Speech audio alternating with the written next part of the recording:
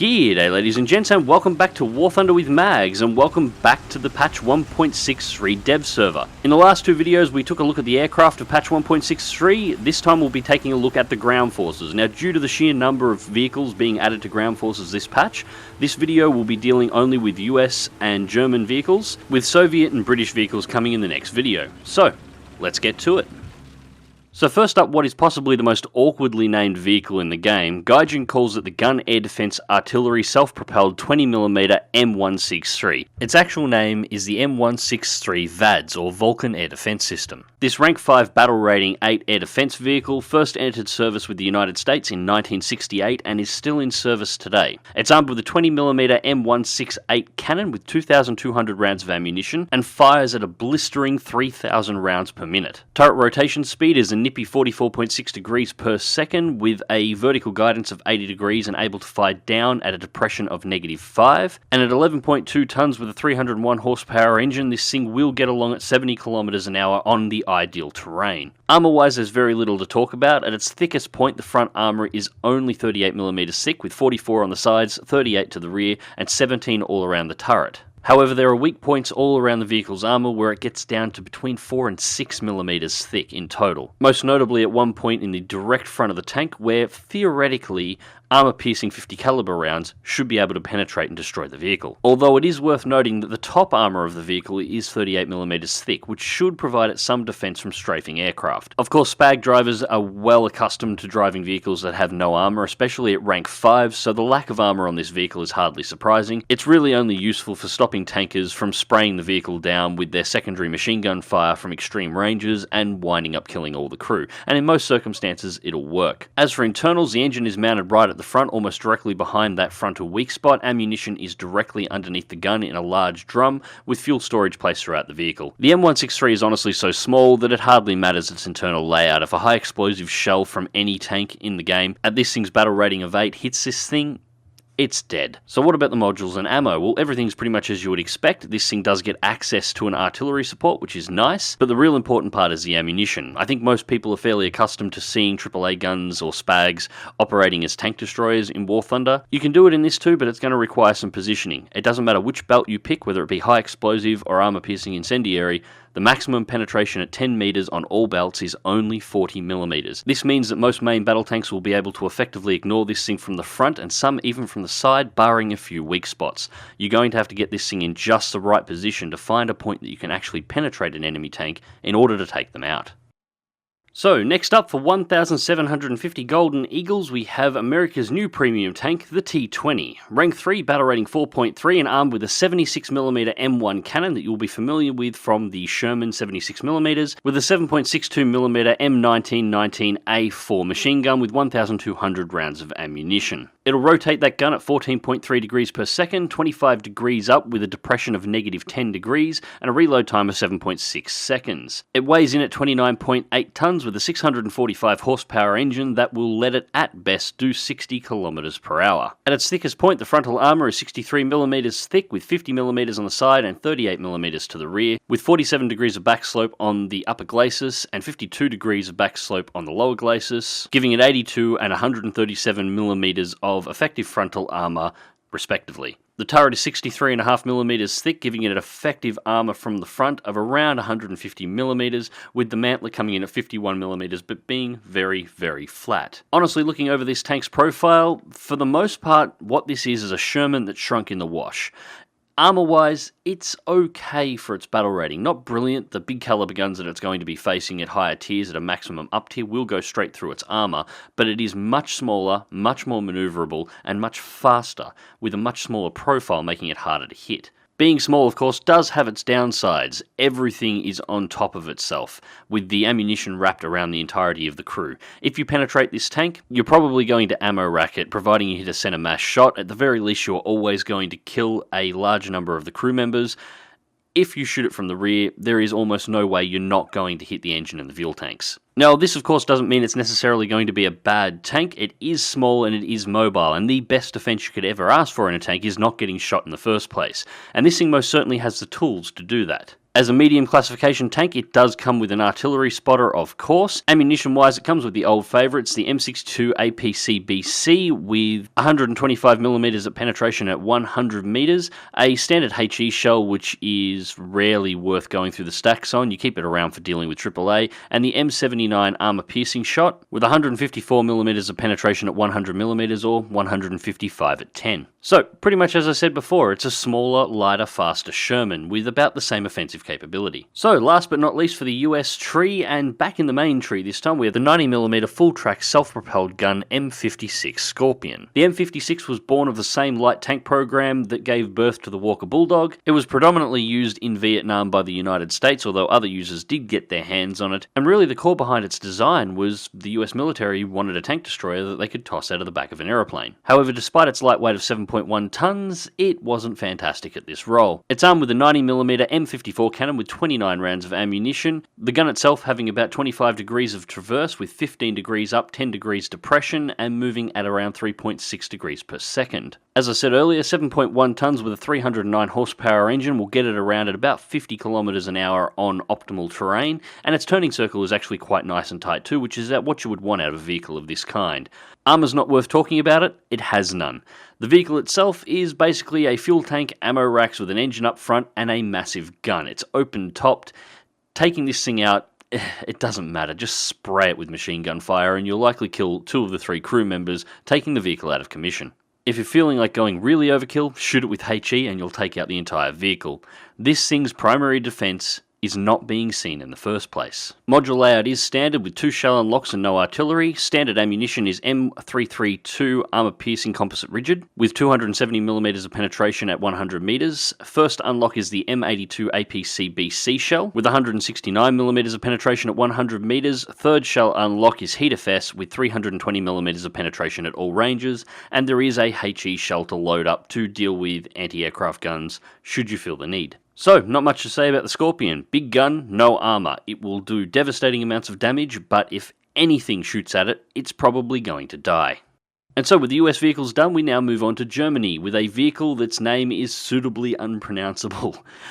Yeah, I'm not even going to bother. This is the 8.8cm half-track. Armed with the 88mm Flak 37 cannon, a virtually identical gun to the one that you'll find inside of the Tiger H1, this rank 2 battle rating 3.7 tank destroyer can move that gun around at 6.5 degrees per second with negative 3 degrees of depression and 85 degrees of elevation. Now, why is the elevation so high? It's because this isn't technically a tank destroyer. This is technically a anti-aircraft gun. Ignore the 18 tons in the name. This thing comes in at 25 tons with a 326 horsepower engine, and on a good day will do 43 kilometers per hour.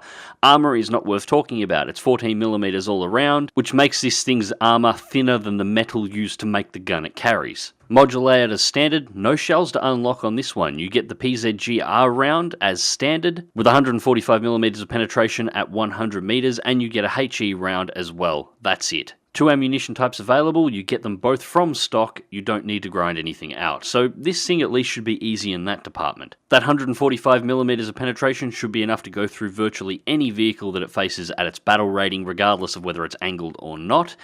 In terms of armor, if it takes any impacts, it's going to die. It's just not very well defended. Much like the Scorpion, its biggest defense is not getting seen or shot at in the first place. Next up, the tank that most of you have probably been waiting for, the Leopard A1A1. Rank 5, battle rating 8. 105mm L7A3 cannon with 60 rounds of ammunition, a 7.62mm MG3A1 with 6,500 rounds of ammunition as backup. It's a Leopard. It's an improved Leopard on the one we already have. 14.3 degrees per second rotation on the turret, negative 9 degrees depression and 20 degrees elevation. Reload time is 9.3 seconds. 70mm of armor on the front, 35 to the sides and rear. Angled correctly, you can scrape over 160mm on that frontal armor, but this thing lives in a world where people are firing 350mm HeatFS at it. Honestly, it's less about its forward armor and more about the angle you get to increase the chance of a bounce.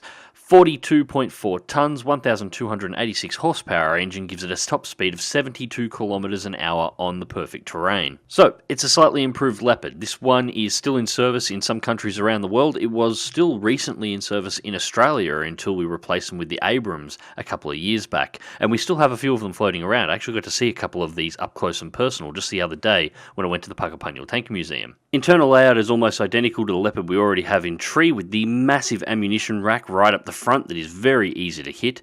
As with the existing Leopard, this thing's defense relies almost entirely on not being hit. If anything gets through the armor, everything is stacked on top of itself. It has massive ammo racks. It's very easy to take out. It's got to keep itself fast and not get shot in the first place. Available unlocks include artillery support and a rangefinder, as well as 2 shells that must be unlocked in sequence. The default round is DM13 APDS with 302mm of penetration at 100 meters. The second shell and first unlockable shell is DM502 HESH with 145mm of penetration at all ranges. But the bread and butter shell is DM12 HeatFS with 400mm of penetration at all ranges. So the current Leopard in War Thunder is already pretty much one of the best tanks in the game without question, and the A1A1 that entered service in 74-75 is just a better version of that Leopard, a tank that is still in service today. And because everyone gets a new spag this patch, the next one is the Flak Panzer I Gepard. Rank 5, battle rating 8. Armed with dual 35mm cannons with 680 rounds of ammunition, a 53.5 degree per second turret rotation time, -5 degrees gun depression and 85 degrees gun elevation with a rate of fire of 549.6 shots per minute. Reloading time is 65 seconds. The Gepard weighs in at 46 tons with a 1,178 horsepower engine, giving it a top speed on perfect terrain of 71 kilometers per hour.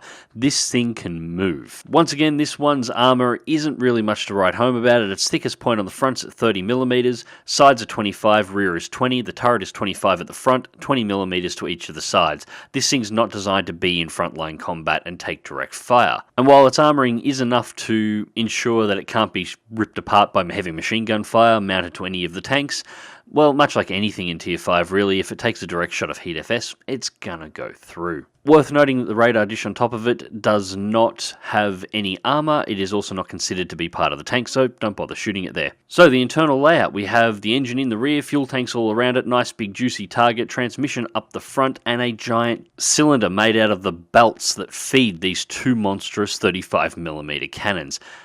That is a lot of ammunition, and it's all in one massive belt. So being a giant tube of belts, really, I'm not entirely sure exactly how this thing is going to respond to ammo racking, but if you shoot at center mass, you should find out pretty quickly, because that's a target that you can't not hit. So, module layout, artillery support is available, 3 belts that must be unlocked in sequence. You can't skip any of the ammunition unlocks in this one. And of course, the ammunition is where things get interesting. The default belt is high explosive incendiary tracer and API, and has 63mm of penetration at 100 meters. And that is enough to get through the front of some main battle tanks. They are that thin if you hit the right point. And it's much the same story with the MSBK belt, which is the first one you unlock. Again, 63mm of penetration. And again with the PSBHB belt. All 3 of these belts use exactly the same shells, but changes the number of shells within the belt. That is until you get to the last one, which includes HFAP tracers.